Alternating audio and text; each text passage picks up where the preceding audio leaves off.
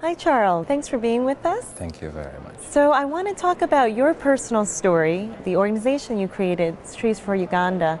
Tell me what the organization does and why you were motivated to create it. Tree Adoption Uganda is a youth-centric social enterprise that is powered by the vision of creating communities where people and nature can flourish.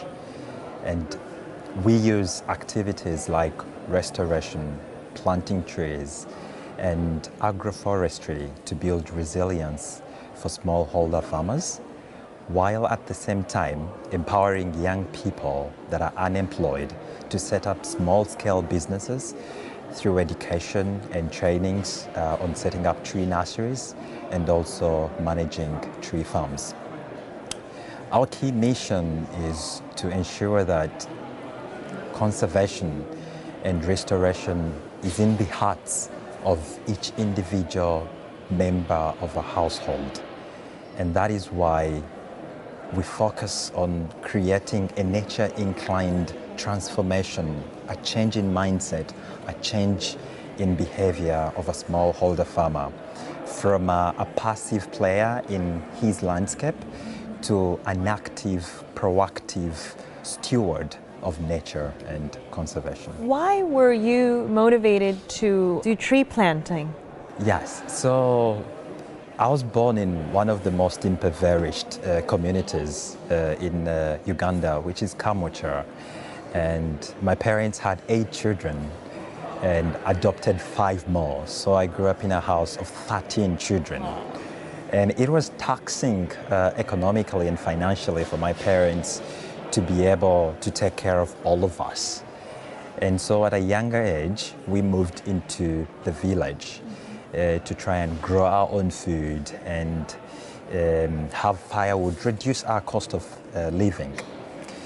Because we were just starting out, we had to clear forests to reclaim land where we could do our agriculture.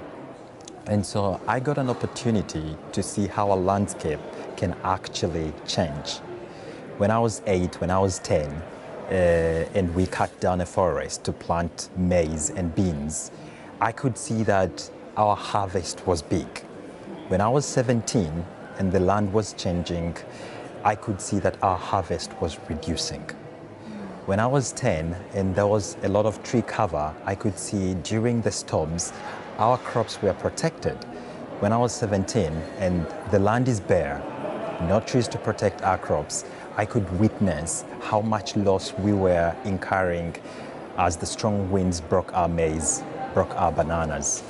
So this really intrigued me a lot as a young person and pushed me to study and research about environmental change, landscape transformation, and using anecdotes that I learned in school from earth science, geography, and biology.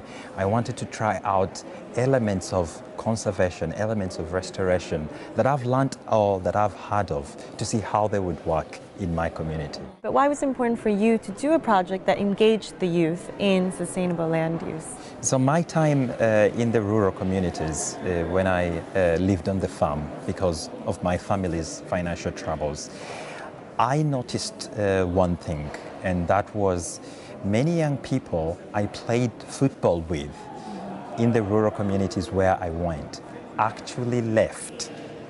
They went to the cities to try and find jobs. 2 things happen. Either the jobs are not available or they do not have the right skill set to be able to take on the jobs that exist. And many of those young people today have ended up in drugs, have ended up in prison and crime. That is what inspires me to engage young people. I keep on wondering, is it possible for me to show, to demonstrate to fellow young people that there is a lot of value in the rural communities you're living. There is a lot of value in practicing agriculture. Agriculture is a dignified profession or is a dignified employment source that you can take on and not necessarily have to go to the city.